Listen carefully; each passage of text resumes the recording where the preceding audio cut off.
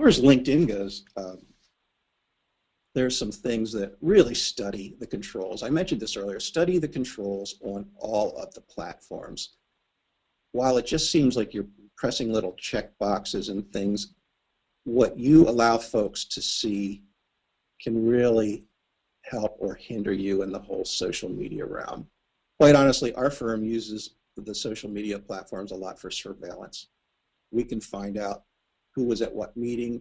A lot of folks are doing LinkedIn exchanges after an initial new business meeting, and all of a sudden you hear, or you'll see clusters of folks climbing into the listing of who's now connected with whom. Be careful about what story you're telling. You don't want to give away too much. This particular control that I have here, activity broadcasts, I actually like this one. This is a one on LinkedIn that lets people know when you change your profile, make recommendations, or follow companies. This is amongst folks who are already connected to you, and it's a neat way to just say, I'm active. Things are happening. Look at me. Unless you're changing your photograph 15 times, then I'll question.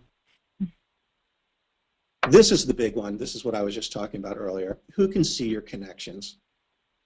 Why let everyone know your network? It really doesn't make sense. But a lot of this is kind of innocently done if somebody gets into it too quickly, doesn't study all the controls, and finds themselves telling their competitors and the industry every move they're making. I know it sounds like Big Brother-esque, but it really can tell a lot. So social media is about what is known, what is unknown. You also have to kind of make some determinations on what you keep to yourself. In fact, if I go on to a competitor site and I can see who they're connected with, it really does tell a story. It tells me some might be surprising, or some, unfortunately, if I would find one of my own clients there. That's not a good thing, although it would tell me something that I need to do. Other wonderful thing I think about LinkedIn are the various groups that you can join, partake in. Some are closed that you have to be approved or invited to. There are some that are open for all. They really list them nicely because they'll tell you how many folks are in and what the nature of that group is.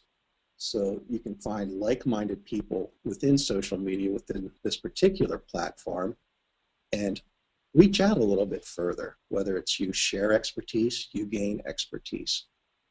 I've used it for surveys of like-minded folks. When I was finishing my thesis at Syracuse University, I was in a few of the ad professional groups, and it was neat to get a lot of texture from across the country of folks who normally I wouldn't have been connected to except through social media. In fact, the importance of social media, I think, is demonstrated by this statement that I'm putting out here. The leading social media networks have a strong presence on each other's sites. Normally we think of all these platforms as competitors, but it is true. Twitter has a LinkedIn page. LinkedIn has a Facebook page.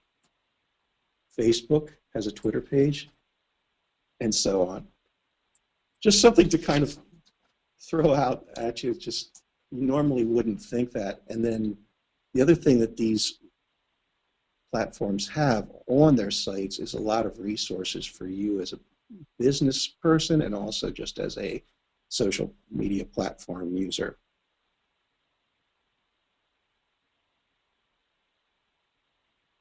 Another way to observe and learn, there was somebody who was doing a little critique of books on social media marketing, and they kind of did a chuckle. They said, it's kind of ironic that there are printed books about the subject that are done so well, but actually this is the one case where a printed book really serves well. You can page through it quickly and find what you're looking for. And while there are many titles, I'm going to throw two out there that you might be interested in if you don't already have them on your shelf. Social media guru Dan Zarella wrote this wonderful book called The Social Media Marketing Book. It takes you step by step through the platforms, the pros and cons, shows you features, and it's a compact little book that I think has a place right next to your computer as you forge forward on this whole round. Just very well done. The second one is the Social Media Bible. A little more extensive and a little more in-depth, but depending on where you're at in the whole process, you may find one serves you better over the other. But the idea is to observe and learn from all angles. And to that point, don't overlook the wealth of business-to-business resources available on the web, including business-to-business social media focused sites with best practices and ongoing e-letters. There are wonderful blogs out there. What the observe and learn stage really helps you do is find those resources that are most pertinent to your organization. And I can't stress that enough, that the social media strategy that you develop has to be yours. It can't be somebody else's. It's not going to work if it is. So while I'm going to go on to the second step in developing your social media strategy, let me just say stage number one should never end. You should continue your journey, observing and learning, seeing what others are doing, finding resources, finding success stories that parallel some that you would like to create. I've talked a lot about being deliberate in the plan, and step two is exactly doing that, establishing objectives, developing a plan. I believe it was Through the Looking Glass. There's a great line that says, if you don't know where you're going, any road will get you there. And this is the one thing with social media you want to avoid, just meandering. Some of those examples of the don'ts that I showed you previously, that's how you end up in those places. You don't want to do that. You want to have a plan. Here are the steps that I think are really important in developing that plan. Establish realistic objectives and expectations. Sounds like 101 common sense. It is. It's a great place to start. What do you really want from it? After you've read everything you've read about social media, what is realistic to expect from it, from your organization?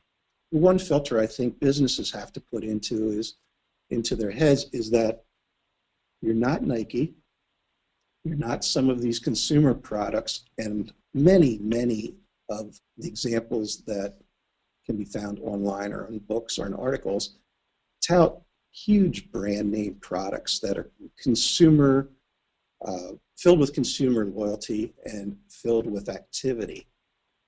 You kind of have to filter through those and say, what's realistic for me and what are the expectations that I have for my company?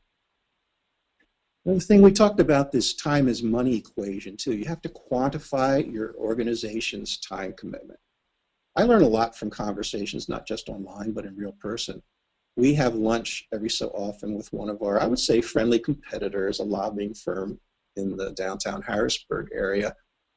And they are going through a major social media phenomenon within their organization. They have a committee, they have meetings, and there's one lobbyist who gets out his calculator and he just says, he's pressing the keys, he says, I'm not sure how we're going to get the right ROI on this. Said we're spending hours and hours of time on this, and I'm not sure if it pays off to have 170 followers. Again, for you that might be true, or that might be a value.